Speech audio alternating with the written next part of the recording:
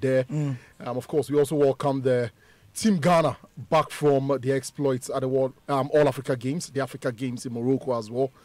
So it's been quite eventful. Of course, the Ghana Football Association Extraordinary Congress also crowning all of it. And I think we have some Guru boys around in this country. Charlie, Alhaji Gruza gave us yet another soundbite for the ages, man. I mean, the man is a walking soundbite maker. And it's so interesting. Let's take what has been presented to us. We thank God and we thank FIFA for their consideration to Ghana. We have to see Ghanaian football into C because of these RFA people. Because the FIFA respected the Ghanaian people. We see some country did something, didn't reach what we did in Ghana here. They suspend them about 4 years, 3 years going. But here they respect Ghana. We thank FIFA for that. But I'm coming to the Goro boys of Ghana football. The RFAs, they kill what he's saying. They kill all of what he's saying. No coach in any region in Ghana here. No coach. We are not playing. Alhaji Gruza giving us what Alhaji Gruza will give us on a normal day. And yeah, Hans, I mean, first of all, where did you go? Where have you been in the last 3 hours? Okay, so I was at the Accra Sports Stadium for the Black Meteors game.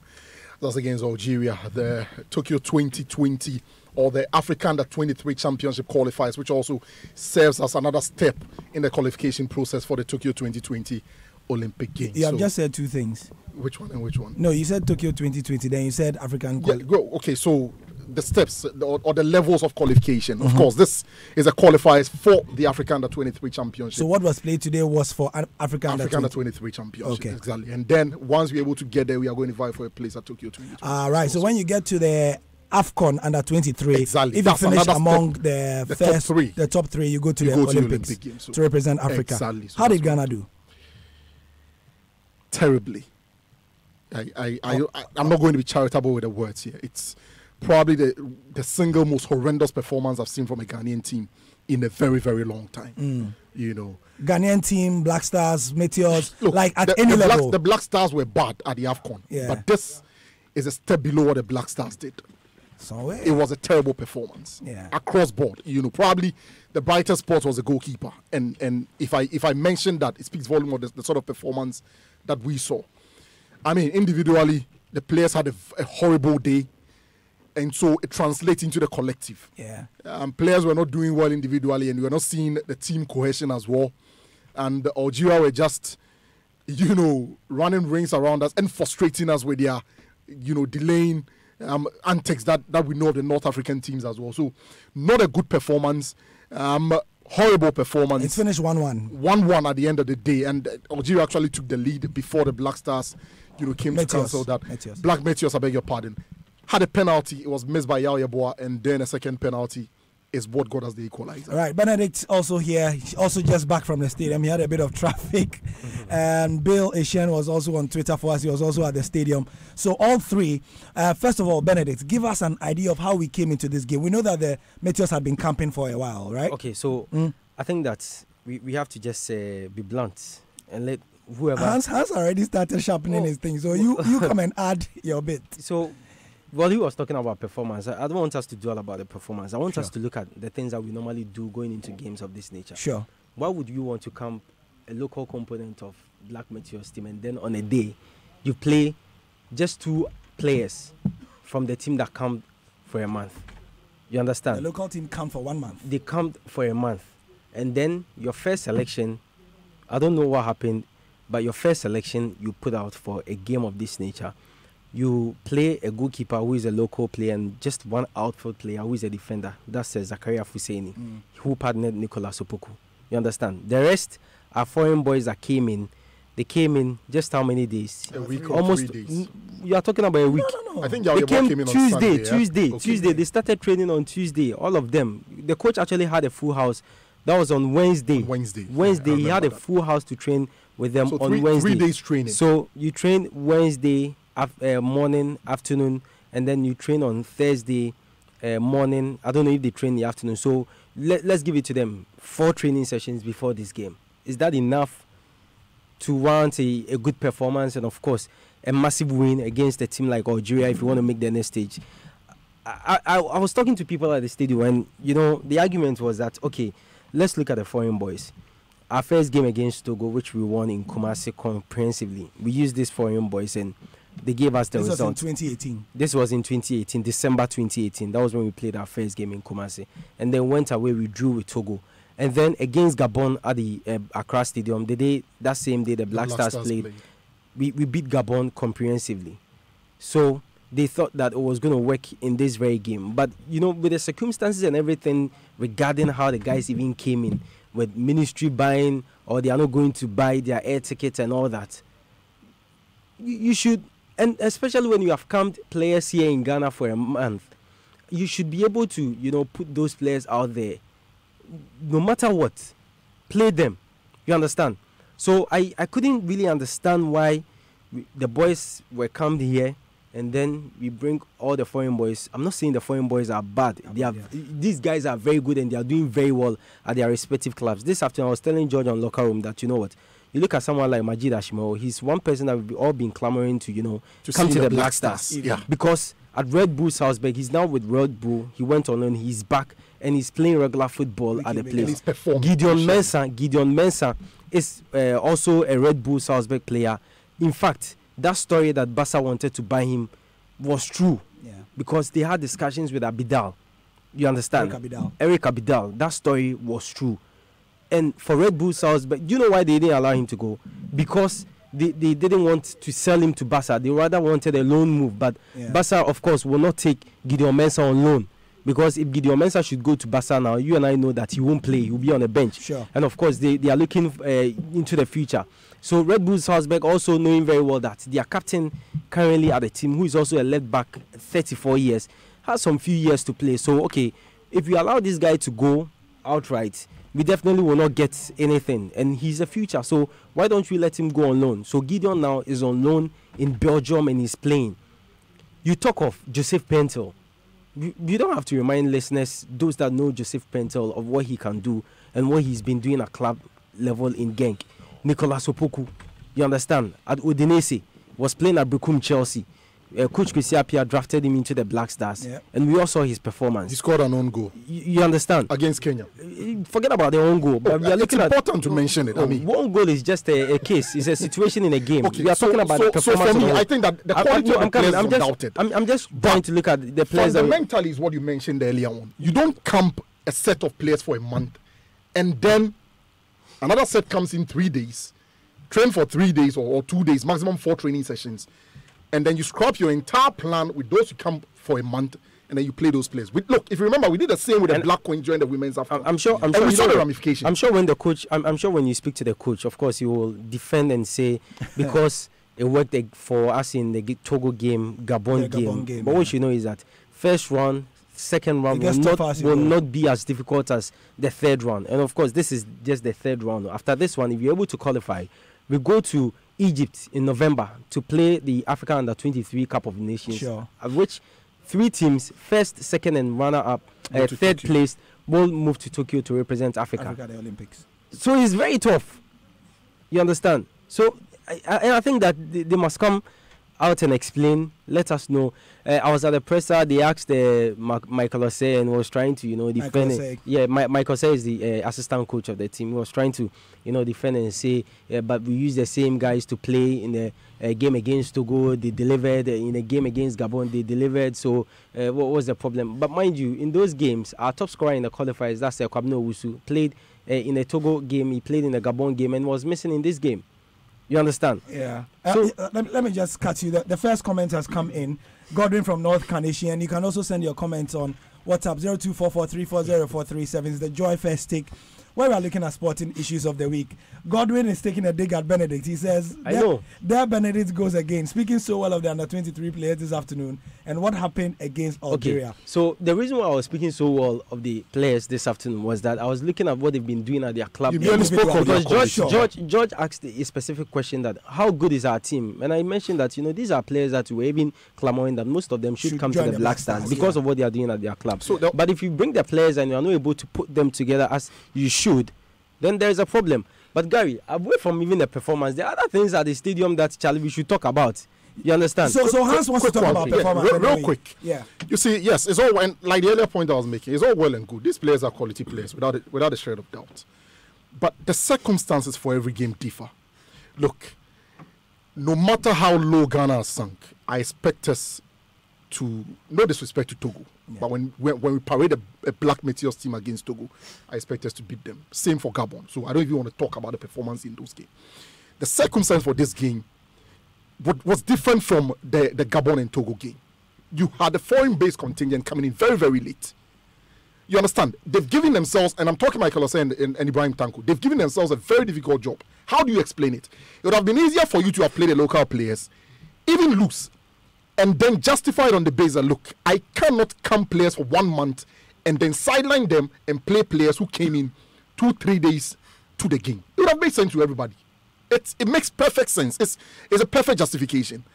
How do you go about justifying camping players for a month and then sidelining all of them and playing a foreign-based contingent that came in and have 4 training sessions? Now your job is even more difficult. And I'm saying that it is not the first time we are seeing this. It happens. During the women's AFCON, Bashir Hayford did the same thing. They camped a local-based contingent for a long time. The foreign-based players came in, and then they had to drop a lot of the local players for the foreign-based players. Yeah. We saw the performance of the Black Queens there.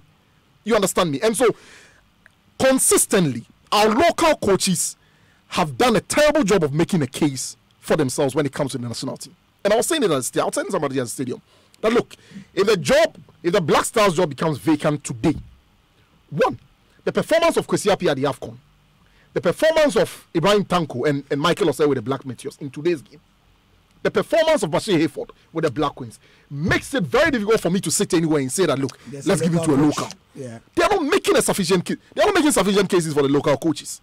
And when you say people don't understand, fundamentally, it is not about whether you are black or you are white. It's about competence. How do we judge competence of coaches? What qualification does he have? What is the coach's track record? These are the things that speak for coaches.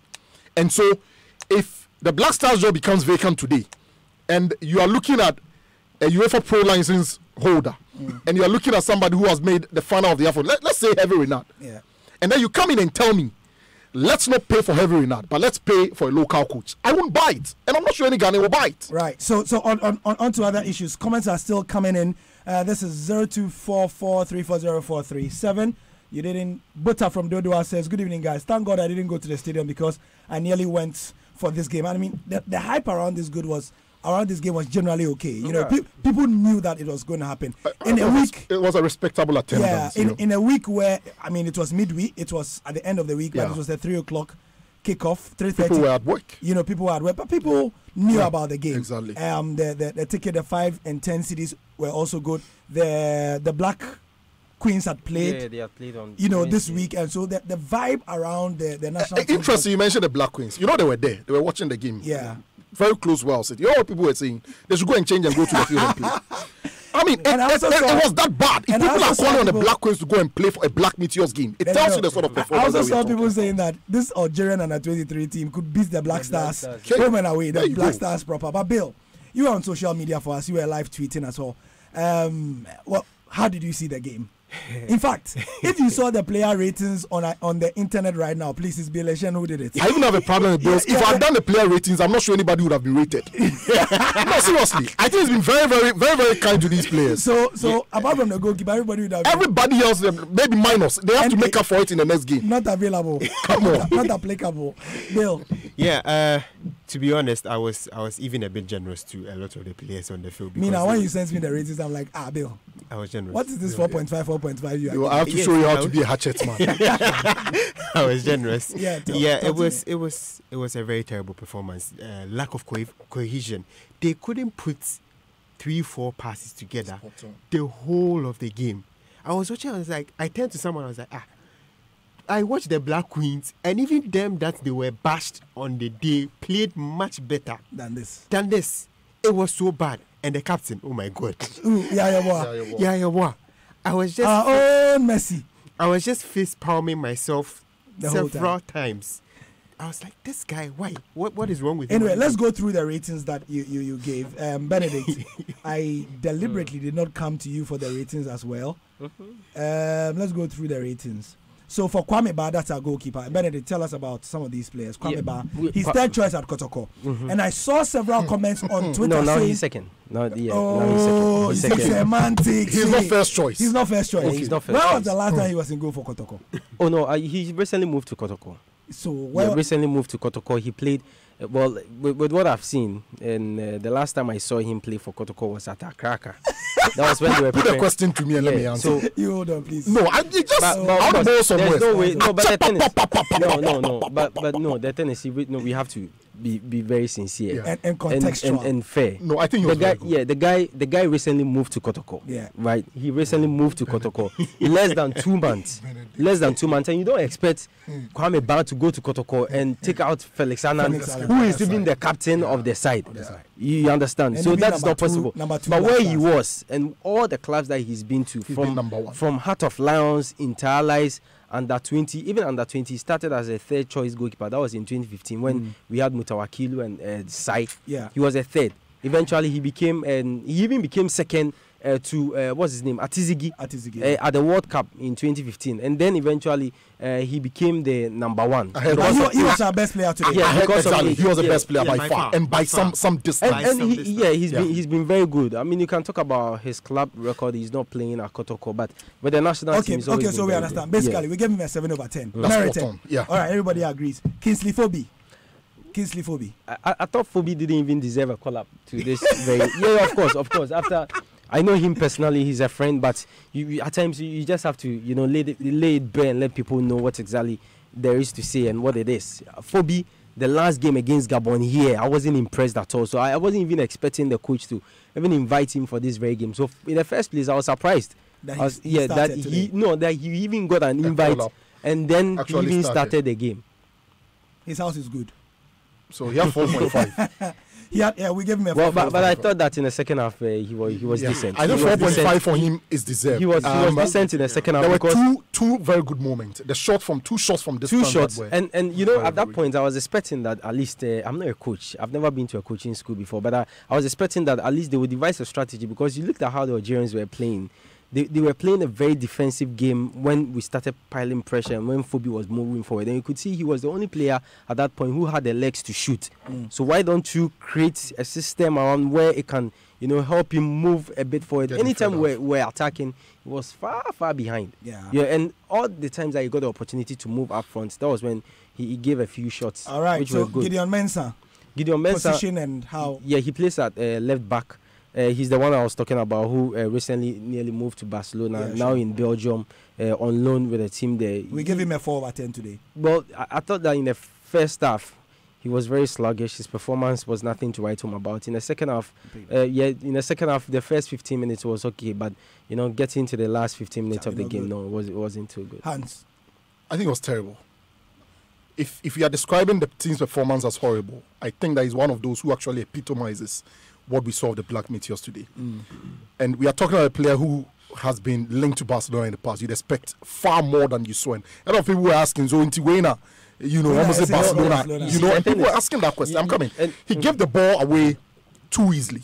And there was a lack of coordination between him and the person ahead of him, playing on the left side of our attack. There was a point where this guy came on. William Denchi came on for Ousmane Bukari. And I'll come to Ousmane Bukari. That's why I wield my axe. And between himself and Denchi, they were not too sure what they were going to do. I think it was a corner kick.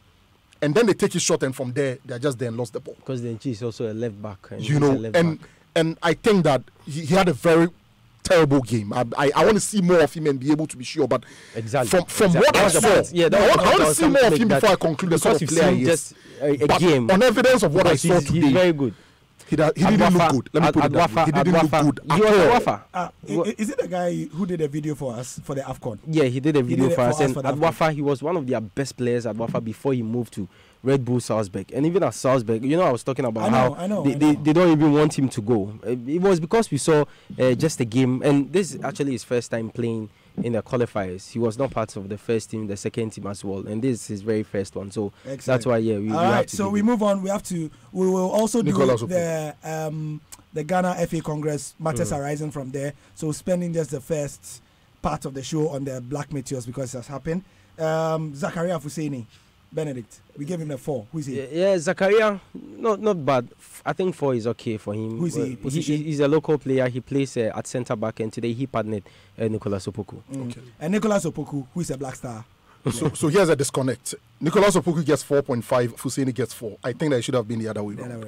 Okay. You know, he was a bit better. I think that he was better, considering the fact that he's a local based player. No disrespect to local based players, but you expect Nicolas Opoku to outperform Zakaria. But I feel it was the other way around because, look, if you look at the centre back pair, I would choose him over Nicolas Opoku. Yeah. I don't think that Opoku did very well in this game, considering that he's a senior player.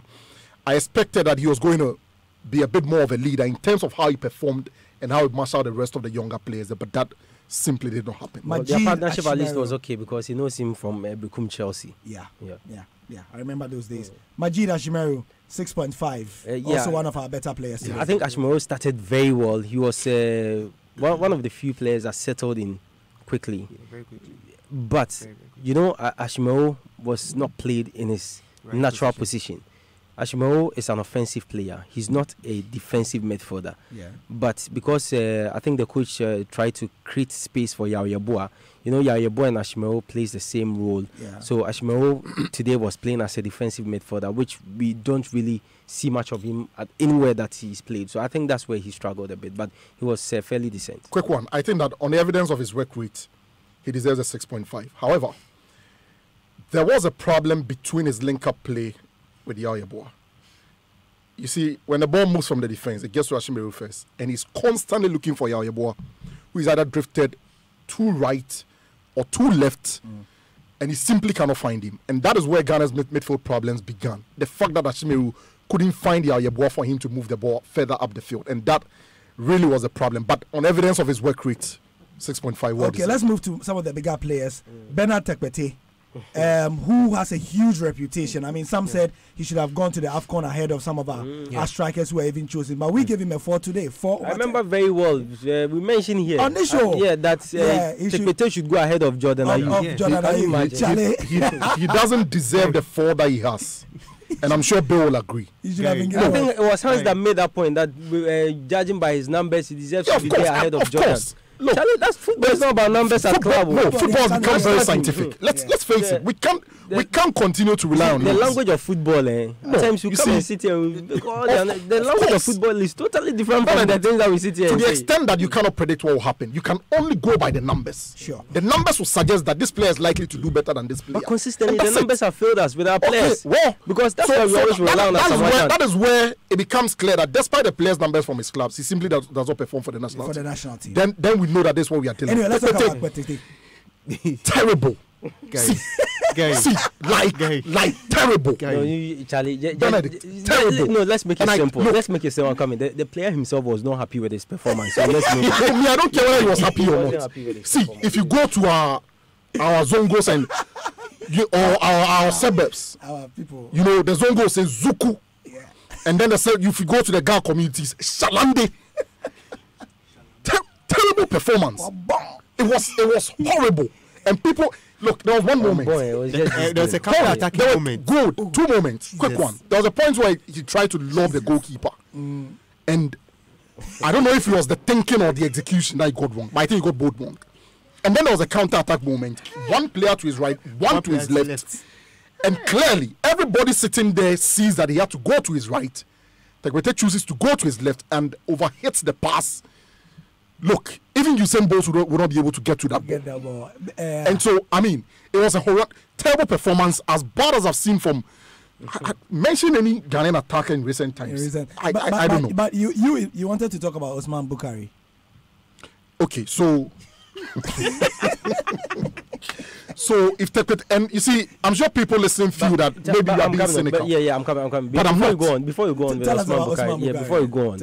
He's the third highest, second actually. He has 3 goals in this qualifiers. That's behind Kwabena Owusu. he has scored 3 goals. Okay. He was very good in that first game against Togo, and even in the Gabon game. Ghana's number 9. Yeah, Ghana's number 9. So before maybe it was just a bad day. So you carry on. Yo, I mean, we're only analyzing this day. For me, that's what I'm saying. That maybe it was just. A bad day. Sure. But he's that good. He played on the left-hand side, and of the attack. Yes.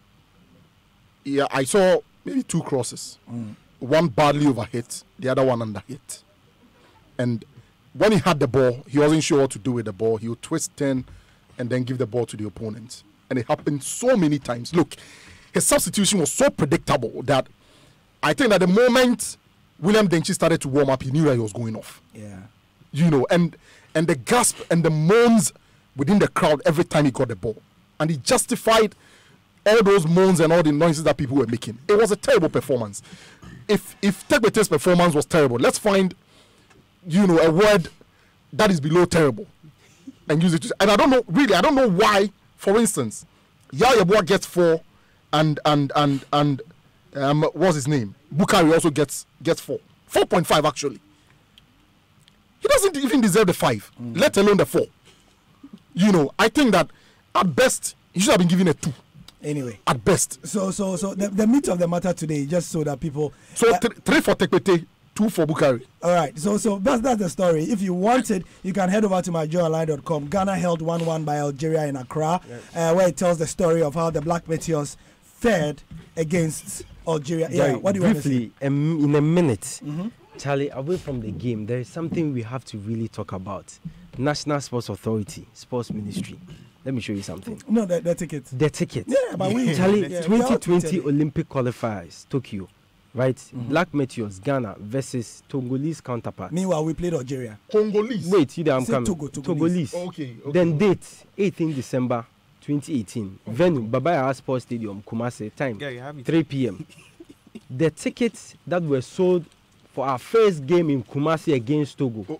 Same tickets were sold for this very game. I'm sure we are streaming. That was for hold on. That was for the 10 Ghana cedi. That's the VIP 10 Ghana cedi. And then for the 5 Ghana cedi, which is the green. 2019 African Youth Championship qualifier. Black Starlight of Ghana versus Algeria counterparts. Date 20th May 2018, venue Cape Coast Stadium. So what we have is, if you are watching us on our stream, we are actually showing the ticket. We have a copy of the ticket here in the studio. This is it. So we have a ticket, Charlie, is it by force? For 3 different games on a 2018 game, a 2019 May game, and then a September game as well.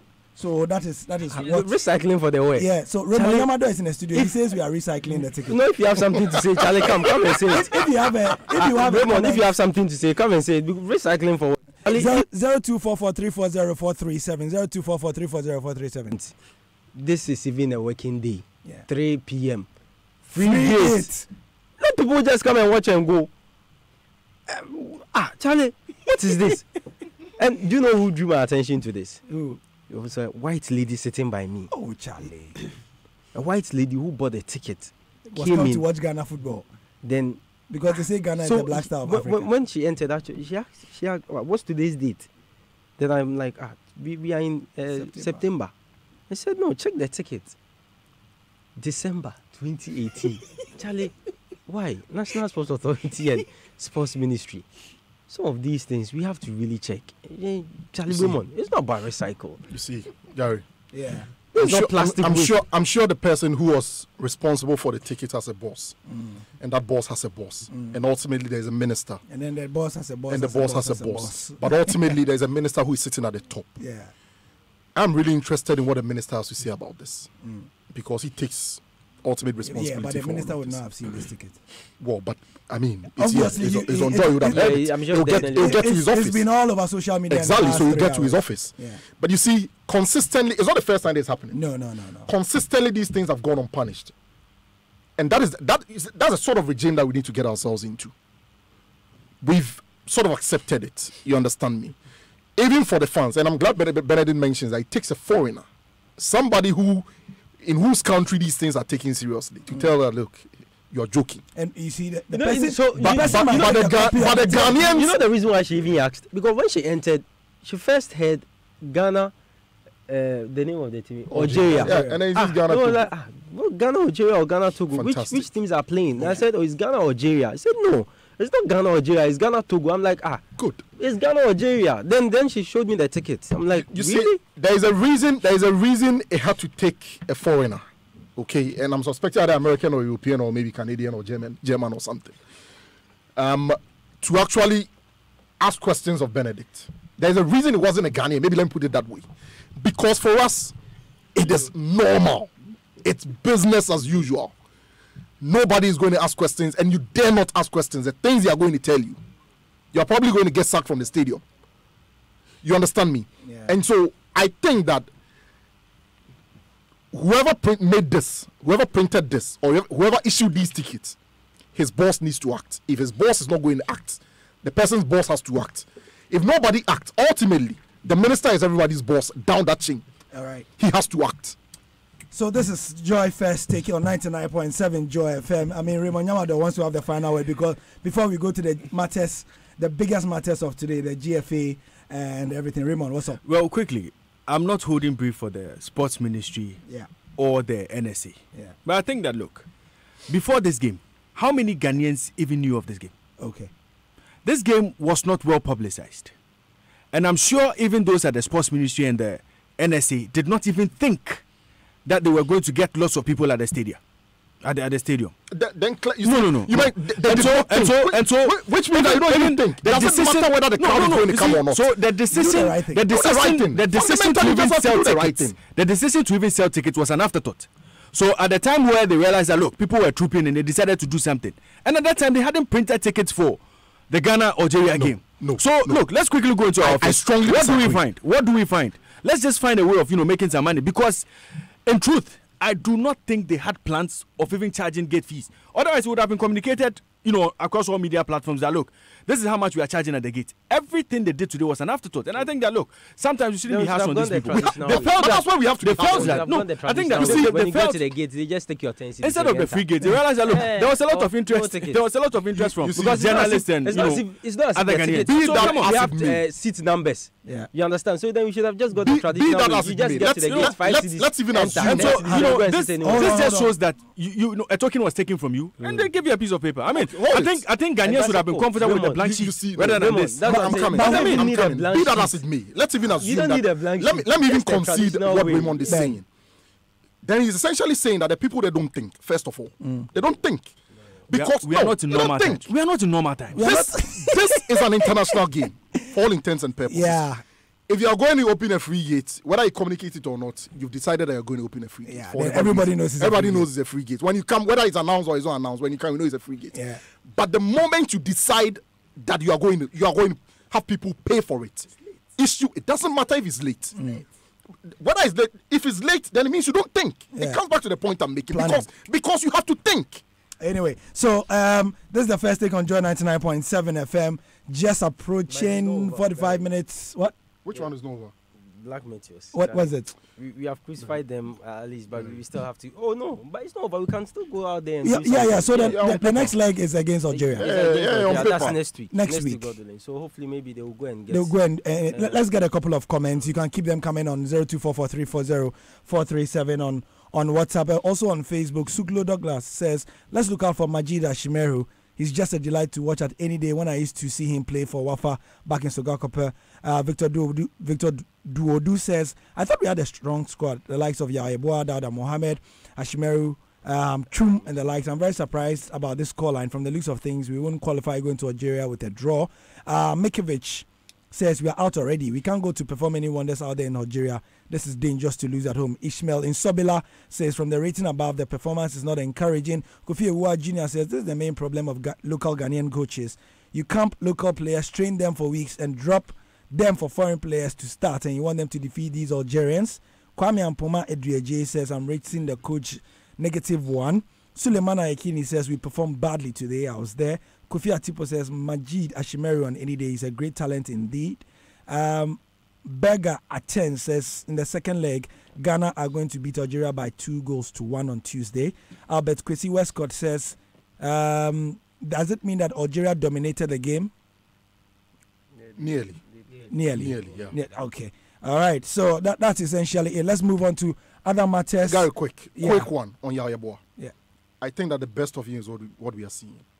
I don't think that he's going to grow into the star that we all anticipated. He's had all the opportunities. Look, from 2013. We've been talking about. He was our best player. Well, yeah, that's why he's saying from then. The point I'm making. From then. See, since then. If he was going to be any. Qualifiers, it's just today that he was bad. Then I don't want to talk about the Togo Gabon game. No, but just use that. No, seriously. Game. You see, it's just today's game. It's not about the small games. It's about the big games. It's a bad day at the office. It's about, you see, you know, I asked the chief scout of the team, that coach, what really happened? He said it was just a bad day. I'm coming. Yes, I mean, it's an easy excuse. I'm coming. No. Let me make my point. What sets top players apart from ordinary players? Hold on. It's not fair. Let me make my point. What sets top players apart from ordinary players is the big games. Okay. You understand me? Yeah. For instance, if the Black Stars go to the AFCON and beat Guinea-Bissau and you fail to beat Tunisia, it tells your level that you are. If Yaya Boah beats Togo and beats Gabon and he fails against Algeria, it speaks volumes of his level. And I'm saying that from 2013, that's a space of 7 years. We'd have expected him to be a contender, at least in the Black Stars. So if you're having a looking when it comes to the Black Stars, that tells you that he's stalled. He's either gotten to the point, you know, to probably the best you'll be able to do. He's plateaued, you are saying. Okay, so let me put it that way. That's the speak you are witness. Fine. I don't think I personally don't agree with you, but that's fine. So, Black Stars, you know why he was dropped? He was dropped because of injury. Yeah. Injury? Yes. You honestly think? Yes. You honestly think that if Yaya Boah was fit, he was going to make the 2020 squad? I don't think so. All right. Don't think so let's move on to other things. I don't think so. Here on Joy 99.7 FM. You got to move if you're ready or not. Give it. If I let these boys talk, they'll dominate. They'll situate this discussion into a Black Meteors thing. But we know that the biggest thing that's happened this week, probably, and this is my honest opinion, I mean, the events of the GFA Extraordinary Congress are so seminal that we'll look back in history and say that since 2005, when Kwesi Nyantakyi was made president, we've not had a momentous day or a day as momentous, you know, as the GFA Extraordinary Congress because of the gravity of what happened, the kinds of laws and statutes and things that had to be changed and all that, you know. In the end, it took some 6 hours, maximum 5 hours and 30 minutes for everything to be agreed. Benedict was there, I was there. Hans was in studio with us, Nathaniel, George, Ado Jr. And for those of you who are wondering where George is, George, if you tune into the live stream of Adum Praise, George is playing the guitar for the Multimedia Group Choir right now. As you know, George is the choir director for the Multimedia Group as well. So today he's busy. He's him. And I just obey him. So George is playing the guitar for the Multimedia Choir. I saw him on the video and he was bumping his head and all that. George was with us. We're all part of the coverage. I think it was a good day. I mean, Kwabena Eba, when I spoke to him, he was so happy. He said that this is the first time in his career. I mean, look at how storied Kwabena Eba's career has been. He said this is the first time he's been to an extraordinary congress or a congress that has been so short. Because what we are used to is that congresses last 2 days in this country. You know, one day it goes deep into the night with administrators fighting and so on and so on. But that's not what we saw. Benedict, you were in there because you had accreditation, so you were inside the room. What was it like inside the room with all the delegates and all that? I think the process was smooth. Initially, I thought that we were going to have a lot of wranglings, you know, with everything that we've been used to when it comes to congresses of this nature. But this one, Dr. Kofi Amwa, Normalization Committee President, he started it off with his remarks, after which Mrs. Naodo Fole, who is a member of the Normalization Committee, took the congressmen through the draft statutes and the suggestions that they made before they came there, and they put some in and said, and specifically she talked about the titles and definitions as well. You know, we talked about that on Monday, and we clearly stated that the football community wanted them to do away with the board chairman and bring back president. General secretary should be maintained instead of the proposed CEO and then the executive committee, they were proposing board of directors, and so she explained all that, and I think it took her less than 20 minutes to take them through the statutes, and then it was a turn of the football community. Fedachi, who is Ashgold CEO, also came through with their documents, the things that they would have wished to be in the statutes. So they went through that. That took a bit of time, and then that was when the wrangling started. And one interesting thing that happened, Gary, that I enjoyed, and it was the first time that the noise started coming through, was when FIFA representative Luka Nicola grabbed the microphone and stated clearly, and that was to the congressman, that, well, this is a reminder that everything that we are doing here, if we don't adopt these statutes that are in conformity of that of FIFA, because of course they went through and approved the normalization committee statutes, what it means is, what it meant was that normalization committee was going to stay, and that the football people or the football community, what they are proposing in terms of their statutes, they were going to take that. They were not going to throw that away. They were going to take it. But what it means is that they would have to take it to FIFA and check if it conforms with that of FIFA before they will come back, and possibly if they will adopt, they will come back and look at it, and if they will adopt, they will, before normalization committee can start the elective process. So when he finished, then people, the football people, they're like, somewhere they were grumbling, they were murmuring, and all that. He says our people. Of course, they are people. Yeah, they are stakeholders, so they are people. You understand? It didn't go down well with them, so they started somewhere, pinching holes here and there. That no, this shouldn't be there. Composition of this shouldn't be this way. But on the whole, Randy Abbey, the former executive committee member of the FA, former communications director, was fantastic yesterday, and I loved him for something that he did. He was able to, bring the football community together, made a lot of sense, asked that they go back for a consensus, which they did, and came back and adopted the statutes. And for me, it was a good thing that they did. Yeah. And Randy Abbey was probably the star of the show yesterday. Yeah, he was. Because of that speech. And we have it here. Let me just play it now. So this happened at a point where there was a serious impasse. Like, if Randy Abbey had not made this speech, the thing would have had gone down into anarchy, because the football people were ready to battle anything and everything Dr. Kofi Amwa, was going to get. And to add to that, it wasn't just about battling the normalization committee; they were also battling themselves, each other. Because I remember, so what happened was when Achi was nominated to speak, Dr. Amwa asked, "Is he speaking for all of you?" A section of the crowd said, "No, he's speaking for himself. He's speaking for himself." So you understand? So it wasn't for all of them. Let's hear what Randy Abbey had to say.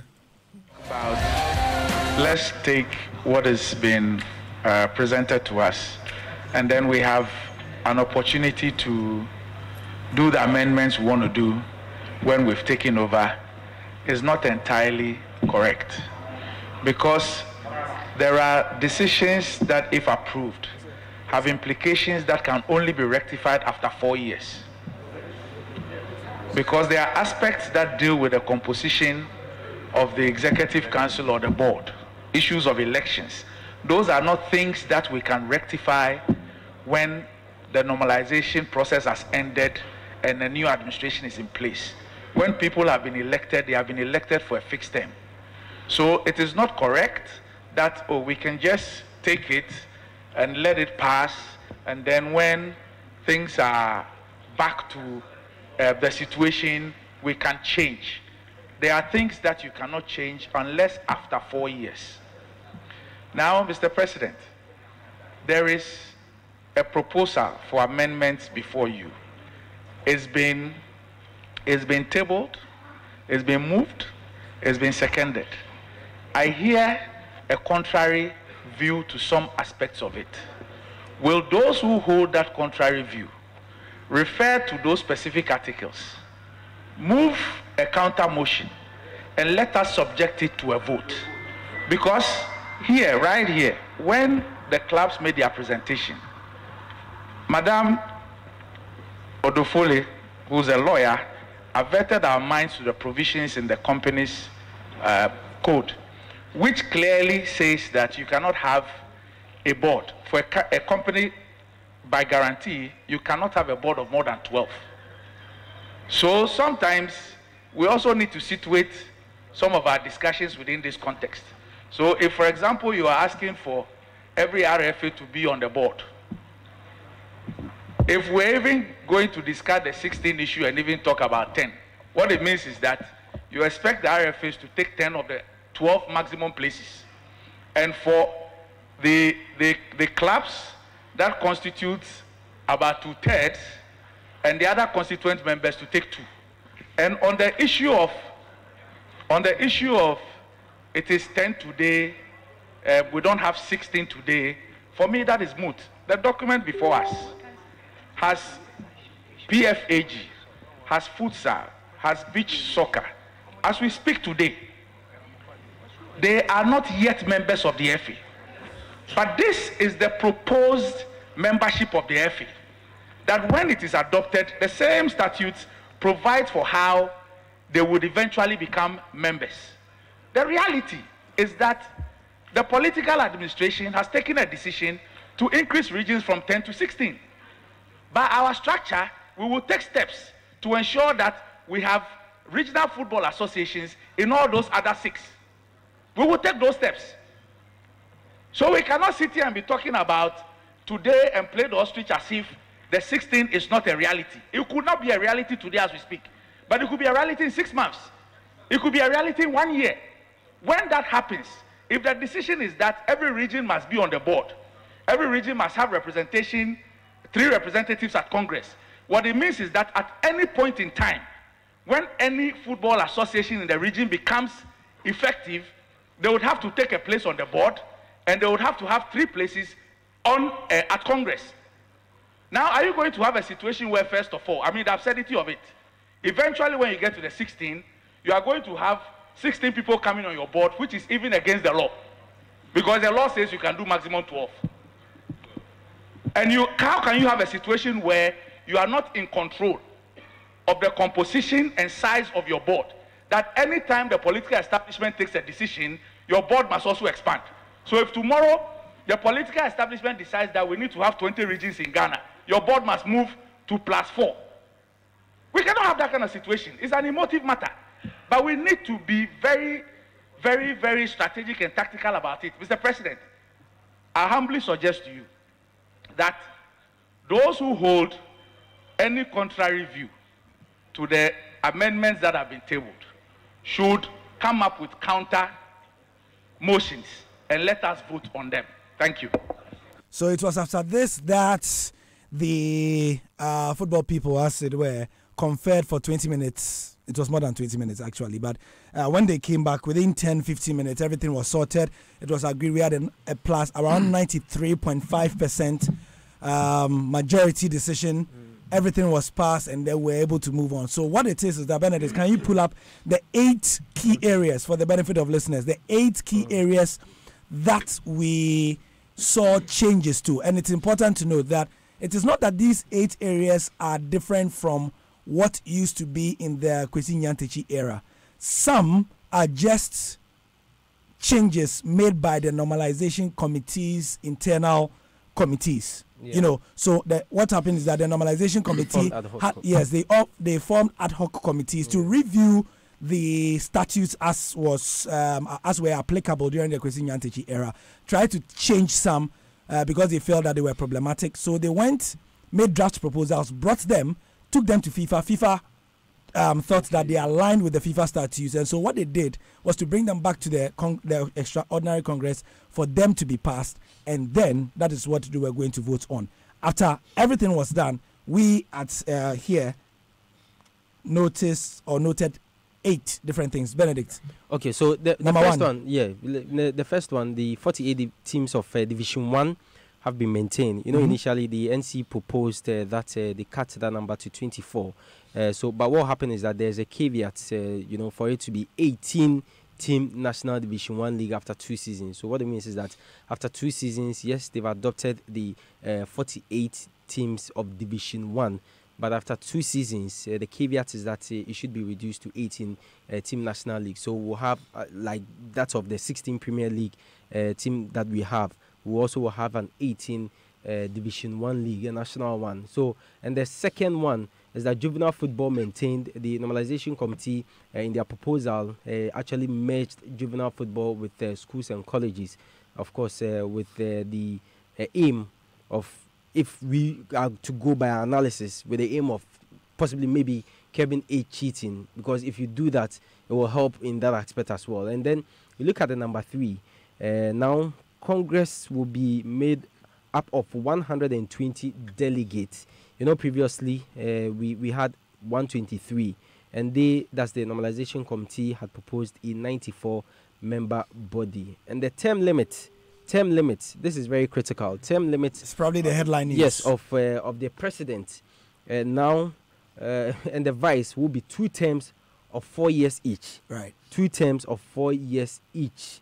Unlike what we're used to under the administration of President Nyantichi, now former President Nyantichi. Then where it was unlimited. Okay. So the 5th one is that the executive committee will now be called Executive Council. Right. And there was the argument that if you are doing things to align with what FIFA is doing, FIFA now is Executive Council. So why do you want it to be Board of Directors? And I perfectly understood. That is to say that the normalization committee wanted the EXCO to be called Board of Directors. Yeah. Okay. And in keeping with their wish for the whole GFA thing to be a company. So the clubs proposed that, or the football people proposed that they make it Executive Council, which the normalization committee accepted there. And then the other thing, that's the number 6, is that the GFA vice president will be elected by the Executive Council at its maiden meeting. This is also crucial, as opposed to what was happening during President Nyantichi's era, where the latter years. Yes, he had he had the sole, power or responsibility to appoint a vice president from the executive committee. Now it will be elected. Right. It will be a position where they were elected, and that will happen at their very first meeting. So the 7th is that the executive council members can stand for 3 terms of 4 years, as opposed to an unlimited term previously. And the last one, of course, has got to do with their accounts. And the GFA will no longer use government auditors, but now they will employ internationally recognized auditors. Okay, so lots of questions on social media when we put this out.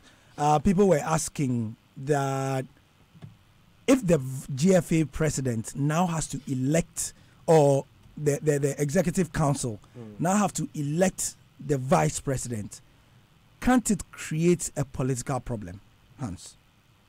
You get what they are saying? Because if both of them are not they don't have they don't think in the same direction. Right. So of course it's a way of check and balances. Exactly. That is what I was coming to, and I think that supersedes or overrides any political conflict that they may have, because ultimately it's about the job. Yeah. If it's about political conflict, look, who cares?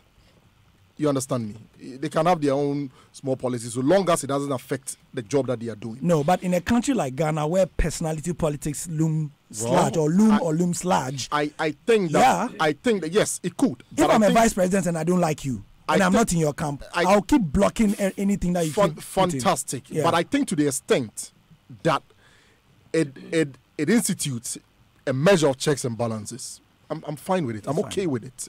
It's fine. What the Go Boys comment, and I'm sure a lot of people know what Alhaji Grunza essentially was saying, that look, the RFA chairman are yes men, and under Kwesi Nyantakyi is undeniable. We had a lot of them. Yeah. You understand? I don't understand why somebody like Kojo Anka was livid. Maybe he finds the term the Guru Boys to be derogatory. Fine. But the fact is that a substantial, if not all the RFA chairmen, were just yes men to Kwesi Nyantakyi. Rubber stamp. You understand?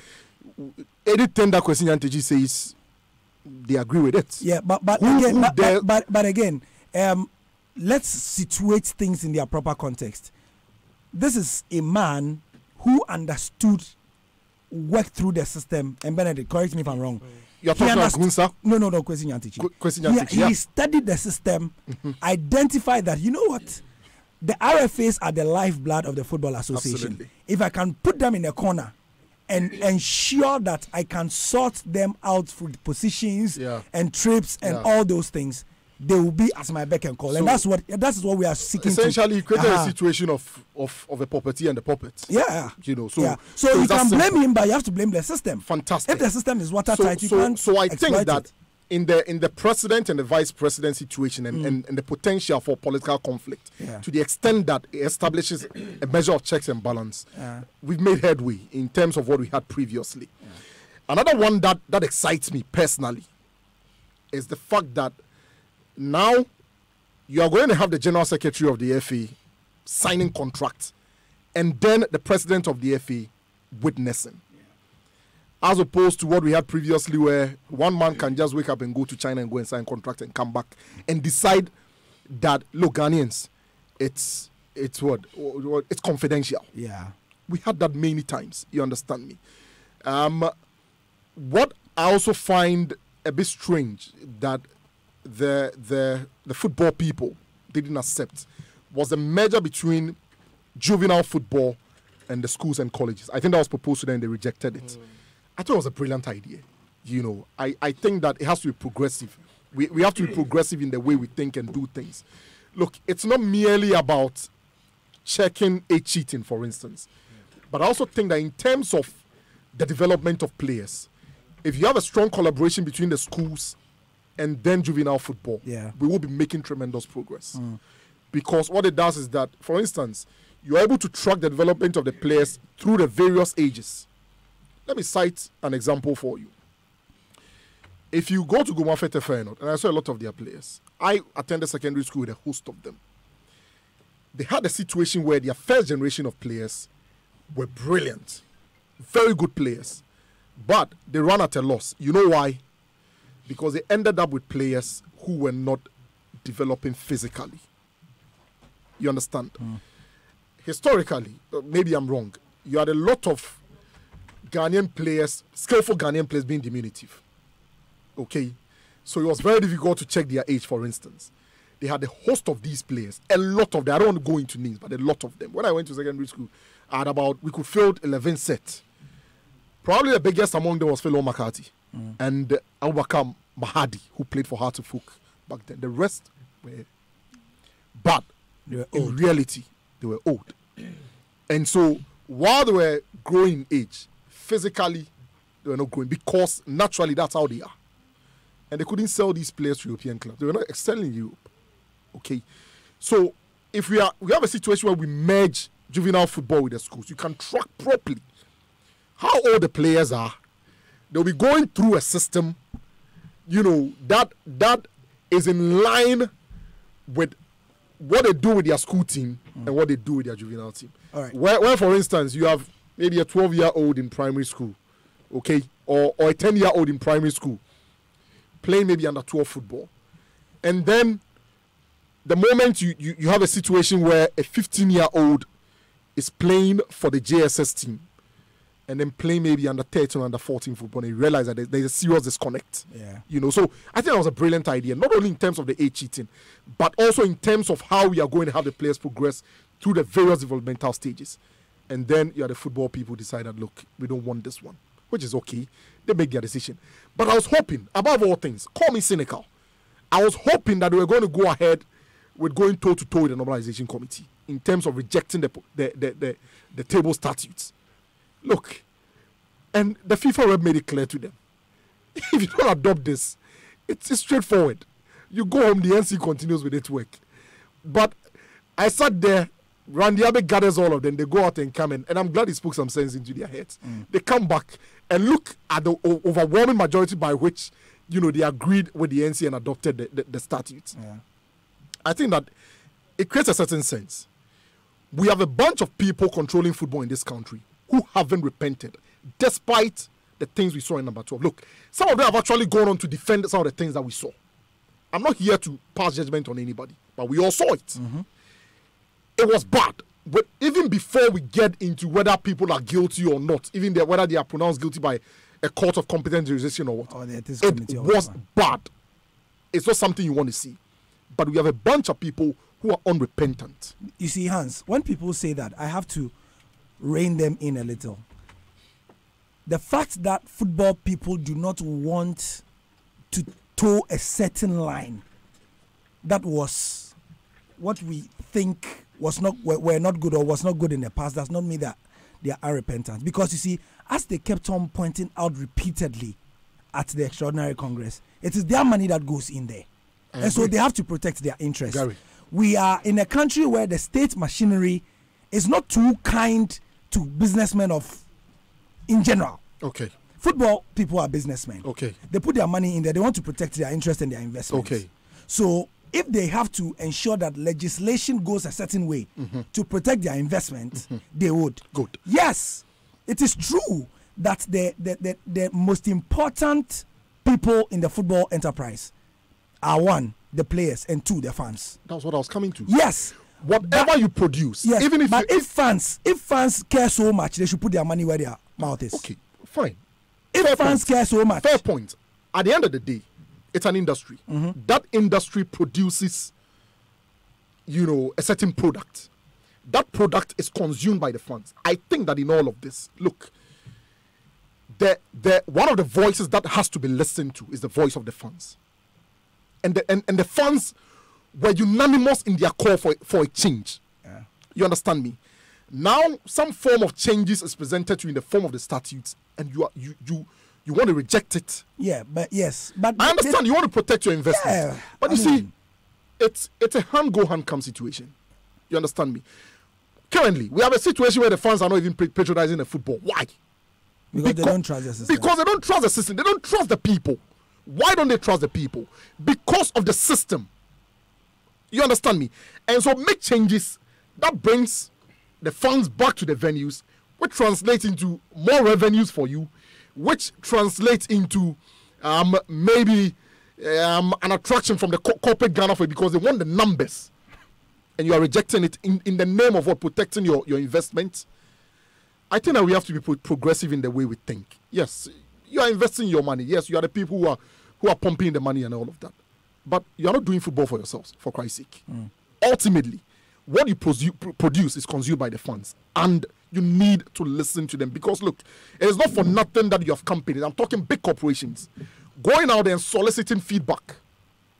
Because they understand that I don't consume what I produce. I produce for a certain market, for a certain people. If they are not consuming, then if they are not consuming it, then what are you doing? Nothing. So which brings me to the points. Let's go gracefully into the people who want to stand. In the last 30 minutes to 45 minutes, Dr. Tony Obing of Goldfields Tarkwa has announced that he wants to be GFA president.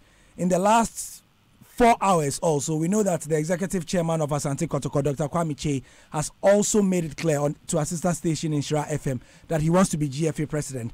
That changes things dramatically. We'll use the last 20 minutes to go into some of these names because in the next 5 days or so, we'll get more names. Here on Monday, Ket Okreku announced that he wants to be GFA president. We know that George Friye once again told us on the Joy News channel 2 days ago that he indeed wants to be the GFA president. He's going to put out his manifesto this weekend. Osei Palmer is also going to do same. Has he declared? Oh, a long time. No, he has not. He has not declared. Okay, maybe informally. Informally, some of us know that, yes. But informally. He hasn't maybe not formally, but so there's Keto Kreku, there's George Free, there's among the Fred Papo, Nanaya and Alaji Brunsa as well. Alaji. No. It was put to you remember clearly. He mentioned it. Yes, he's mentioned it. Formally. They told him, Alaji, you can do the job. Formally. But just mentioned you haven't been to school. He says he's been to Arabic school. No, he's been to Arabic school.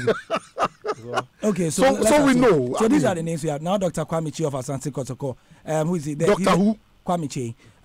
Unity Oil. Yeah, Unity Oil. Dr. Kwame Che. Executive chairman of Asante Kotoko. Dr. Kwame Che.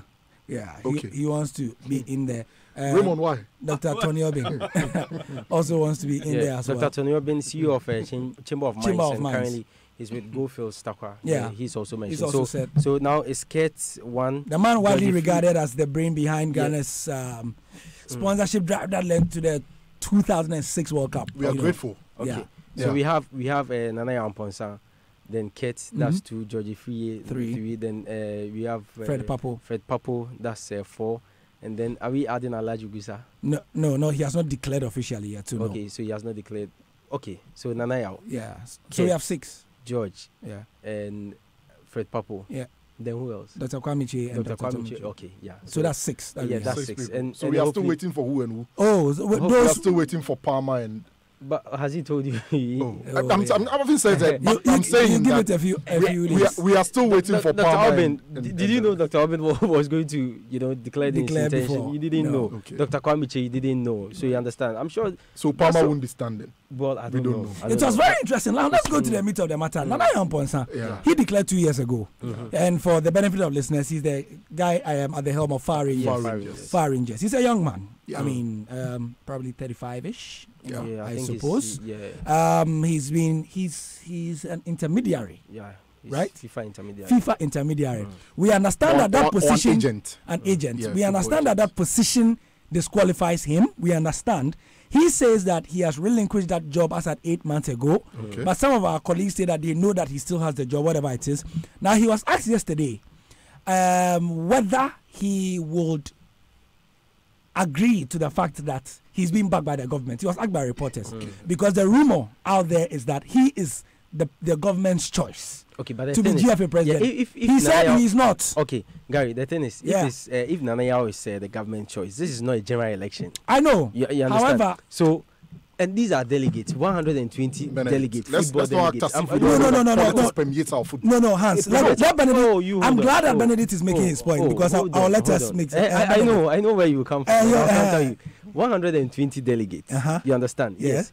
We all live in Ghana, so you say if Nana Akufo-Addo or maybe a top political, let's say the establishment. The establishment, calls you that hey, we want you to vote for this person. Well, it's your football. If that's what you want, please go and give it to them. Yes. You understand? But consistently, these football people have made us understood that it is not about the state because they don't even get anything from the state. And even yesterday, that point was raised several times at the place.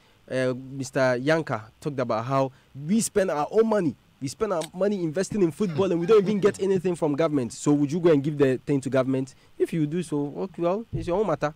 Then we just will sit somewhere and keep quiet. But yes, Nanayao Amponsah, that's what people have said, and consistently he's been denying it. And he said that it's just propaganda to distract and detract from his campaign. Now, but he mentioned on Asempa FM some time back that everything about him is divine and that his election. He always says that he will be GFA president. GFA president is divine, and it is happening. It is happening. Yes. Now let's. And yesterday, let's cut to the chase. Kurt also is quoted, or people said, that's what I heard. I wasn't there when he said that.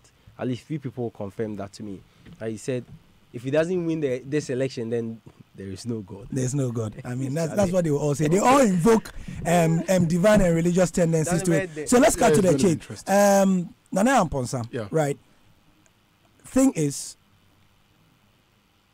that they said they want to go through an integrity test. Yeah. Now, again, listeners would know that at the FIFA level, they have an integrity test for people of a certain position going forward, where they look into your past, they look into your dealings, financial, emotional, these days, sexual, gender. So many bits of criteria are put against your name as a litmus test, and then they see how you come through. As we know, if an integrity test is put against all the candidates for this GFA election, some people, the rumor says, may fail.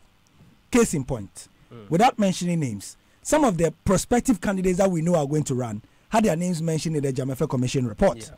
The Jamefe Commission report mentioned certain names as saying that they should not come near football again because of their role in the Brazil fiasco. Yeah. So if you throw the integrity test book at them, they are going to fail. Some also do not have certain academic qualifications. And so if I think that they question their academic qualifications. Yes. So if you put the masters against... Gunsa is safe. Well, okay. If you say his name. Did he tell you he doesn't have a master's?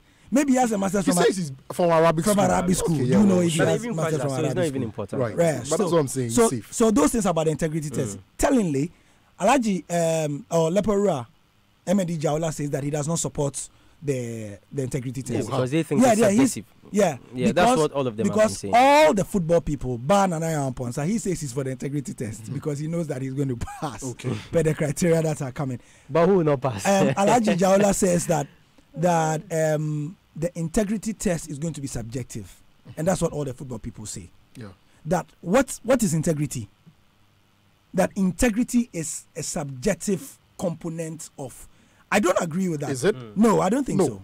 I also don't think so. Look, I think that integrity as a thing is subjectively objective. Yeah. We can all agree that this person is a person of integrity. Period. Yeah, it's period. Yeah. It's simple. For me, here's the thing. It is your integrity, okay, that will make you, for instance, reject a gift. Okay. Okay. Even when the laws governing your job doesn't expressly forbid you from accepting a gift, but you know deep down that if you accept a gift, there's a tendency of being compromised. It's your integrity that will make you reject. So that one is not subjective. So it's not subjective at all. Yeah. The issue about the bulk of the football people say that they don't want the integrity because test. They know they will fail. Because they know the integrity test, for all intents and purposes, is a moral test. Yes. You understand? Right. Largely, it's a moral test. Can you help us? I don't want us to go. Names of I don't want to go. Can you please help us with names of? Okay, I'll come to that. Yeah. Now, we have 10 minutes more. Yeah, sure. So we have to be snappy. I am saying that anybody who watched the Anas documentary, and I'm not limiting it to only Kwesi Nyantakyi, will know that one of the biggest problems that emerged was the fact that there was a chronic lack of integrity in our football. Yeah, that's true. You understand me? And so nobody today should tell me that going forward, the people that we are going to put at the helm of running the football business in this country be subjected to an integrity test. It's a non-starter. Let's not even go there. And the general public overwhelmingly wants that integrity exactly. test. Yes. Whatever the criteria or the standards may be, by all means, let's subject them to it. Now, to who will not be passing the integrity test, I think that anybody, okay, connected to the previous regime has no moral justification to be part of the new era. If they are being honest with themselves. Okay. Why? Because we're all there. So that rules out Kurt, George Efrie, Fred Papo. Absolutely, in my opinion. Papo, who else? I'll probably pardon Fred Papo. Osei Palmer. I'll probably pardon Fred Papo. Why?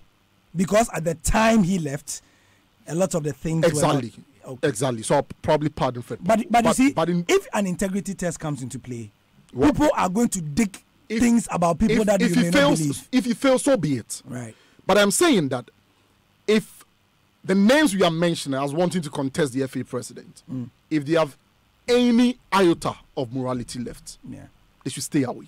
You see, which the reality, is an interesting point. I'm talking about what is ideal, yes. But the reality also is that it's a sad reality we've come to is that football is always going to be run by industry players. Yes, they are the industry players, and they don't allow people from outside. And that is where I feel sad, because if indeed Ahmed Swale died because of the job he did in number 12, they would have died in vain. Okay, so moving on to the same thing. Not really moving on. It's interesting to note that is why some of the new names you are seeing will have the hope that they may win, because they may be coming in the hope that it's misplaced. This may not be a typical football people election. In that case, they will be disappointed. It will be. It's misplaced. Whatever hope they have, those in the new order, they'll be extinguished. The people who described the Ghana Football Association as a cabal were absolutely right, and I think that cabal remains, because we only chopped off the head. Did we chop off the head? Well, yeah. No, I think like a tree. I think like a tree rather, not a snake. I think like a tree. The root remains. But it depends on the snake. If we are talking about Greek mythology, then it's the Hydra. Okay, well, the Hydra, when you chop off, two more come. Exactly. So that's a better description. Hail Hydra. Fantastic. So that is the situation that we have on our hands. Sadly, these are the people who are always going to run football, and maybe just as in the case of our country's politics, maybe a lot more new faces should get into the industry. Yeah, but how would they? And you see, and Hans, I'm regretful that we have only 7 minutes, because this is a crucial point.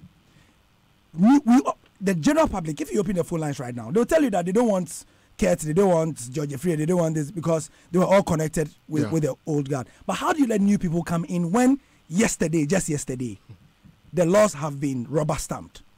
You see, new people cannot come in, and it will be difficult because they will need the votes of these 120 delegates. I think the review of the statutes haven't been radical enough for the sort of change that we would have wanted. Yeah, because it had to go to FIFA, and FIFA would not have allowed a wholesale and radical change. Exactly. Forget it. But you see, sometimes we need to pay attention to our problems and realize that these are, extraordinary problems which require very special measures to be able to address. Look, it will be sad that 10, 15 years from now, we'll go back to the same problem. Yeah. Maybe it will not be because somebody exposed the extent of the rot in Ghanaian football. And our style. Exactly, but maybe it will be due to a different circumstance.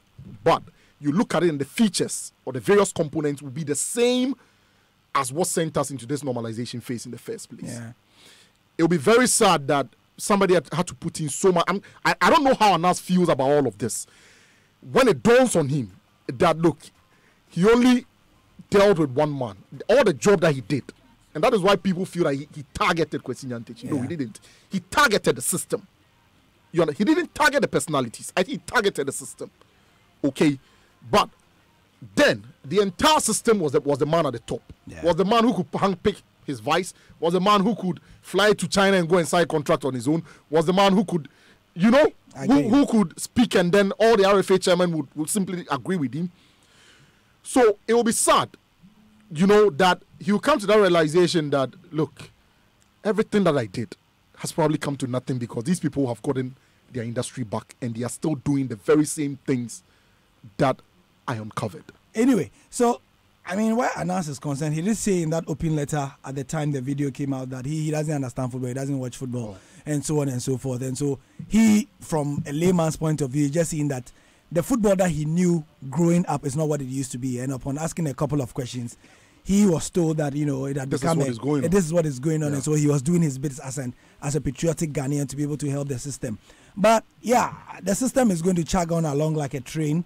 And nothing much is going to happen. We're going to spend the last 5 minutes on winding down. Raymond finally is in studio and he wants to... Gary, one thing. I think that what Anas did, as important as it was, what he failed to do was to actually finger most of these club administrators we are claiming have no shred of morality left. And so if George Afriyie still owns a club, how was he implicated in that video? Yeah, sure. If Palmer owns a club, how was he implicated in that video? The fact that they were in the Kwesi Nyantakyi administration clearly does not mean they were guilty of any offense. Nobody's pronouncing. It's important for Hans to have said that. I'm coming.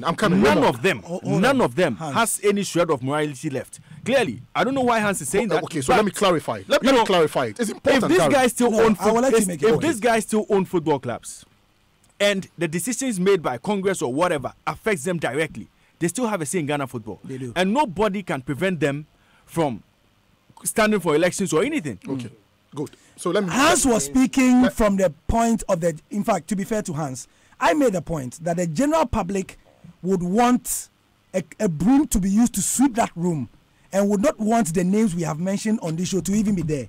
Because in the minds of the general public, they were all part of the rot. Raymond, if you go out there and you speak to people at the helm of the big companies who would want to put their money in football, they will tell you privately that these people there, that's the point Hans is making. Okay, so I'm saying that in the minds and eyes of people, the morality is gone and done. And absolutely. I'm talking morality. I'm not talking legality. Sure. Okay, there are some things that may be legal, but morally, if you have any sense of morality, you know that you don't have to do it. Look, if we want to be really petty. That's all I'm saying.